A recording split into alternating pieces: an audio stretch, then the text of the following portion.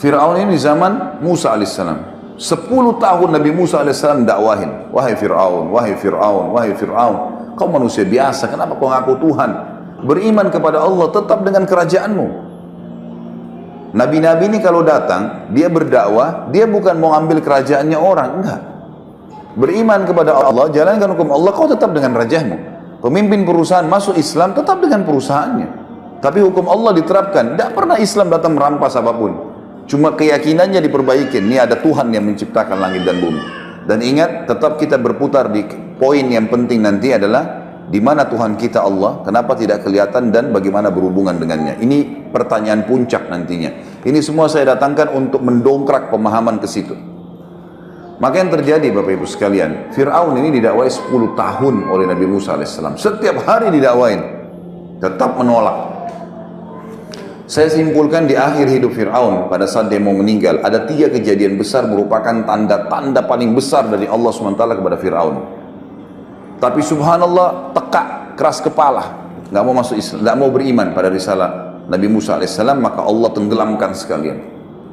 Kejadian yang memuncak adalah yang pertama, waktu Fir'aun lihat Musa alaihissalam terus mendakwai, setiap hari bertambah pengikutnya, maka dia bilang, hai Musa, saya yakin kau penyihir. Musa udah bilang, saya bukan penyihir. Tongkatmu bisa berubah jadi ular, ini mukjizat dari Allah.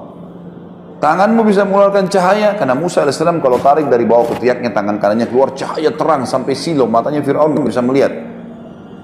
Tetap dia bilang itu sihir. Sebagai bukti sihir, saya akan tantang kamu dengan penyihir-penyihir saya. Baik, kalau Musa mengatakan kalau itu yang kau ambil putusan, silahkan. Gitu kan?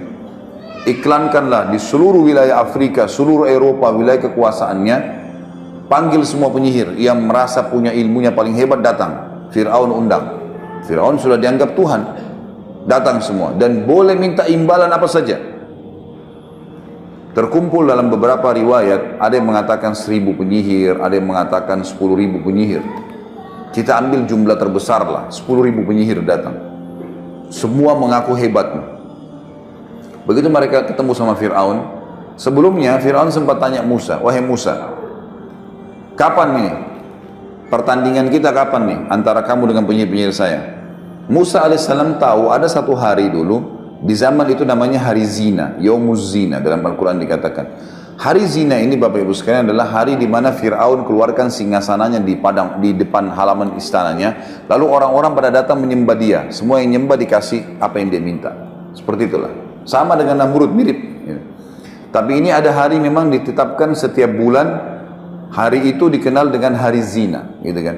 Bukan perzinahan ya, tapi zina ini bahasa Arab dalam makna lain artinya perhiasan. Karena Fir'aun mengeluarkan singgasananya penuh dengan perhiasan-perhiasan emas, kemewahan yang luar biasa, supaya memukau dan orang makin yakin dia Tuhan. Kata Musa, hari zina saya akan tantang kamu hai Fir'aun. Pada saat kau lagi dianggap Tuhan itu, gitu.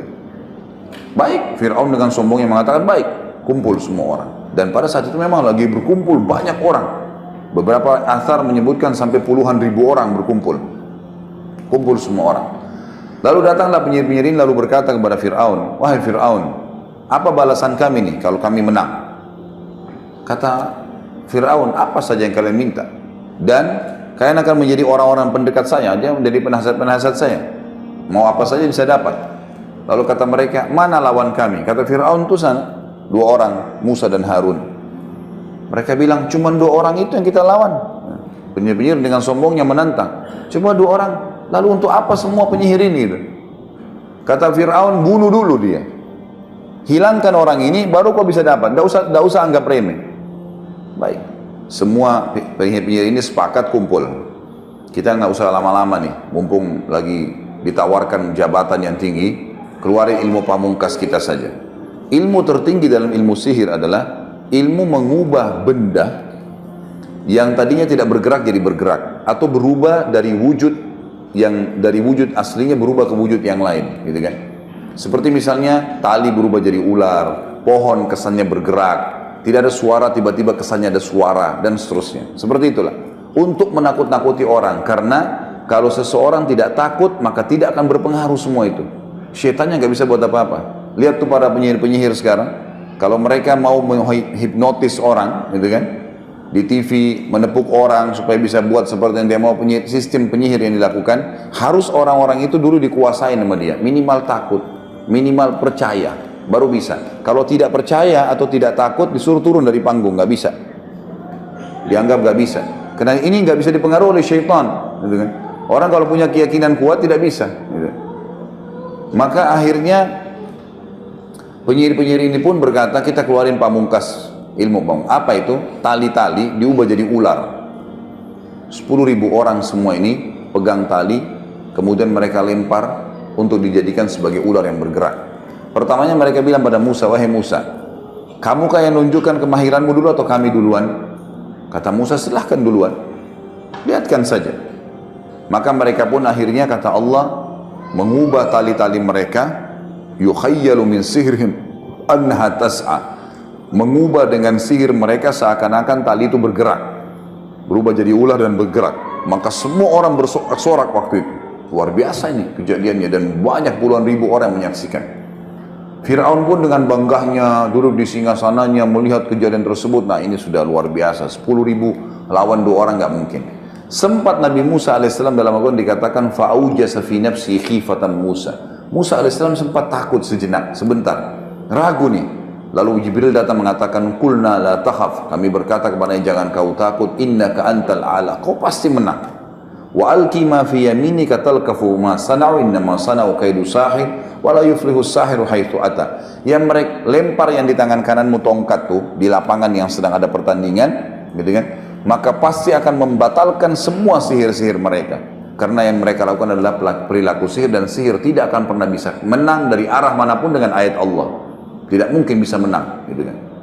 Musa alaihissalam masuk, lempar tongkatnya. Ada alasan di sini kenapa Al-Quran menceritakan kepada kita. Tiba-tiba waktu tongkat Musa alaihissalam dilempar dan jadi ular, seluruh penyihir tersebut sujud dan berkata, kami beriman kepada Tuhannya Musa dan Harun. Apa rahasianya itu? Karena ternyata penyihir-penyihir ini tahu tali yang mereka lempar jadi ular tidak bisa menyerang. Jadi kalau kita pun mengatakan bismillah atau a'udzubillah, bisa kembali kepada wujud aslinya. Batal tuh, setan yang menghiasinya hilang. Maka mereka tahu betul itu sihir. Musa alaihissalam lempar tongkatnya, berubah jadi ular besar. Mereka ular kecil, ini ular besar. Dan ularnya Musa alaihissalam jalan lalu makan. Dimakanin satu-satu tuh ular mereka. Semua sampai ular terakhir yang 10.000. Maka karena kejadian tersebut, kata Allah, fa'ulqiyas saharatu sujada, semua penyihir sujud tiba-tiba. Qalu amanna bi rabbi Musa wa Harun, kami beriman kepada Tuhannya Musa dan Harun, gitu kan.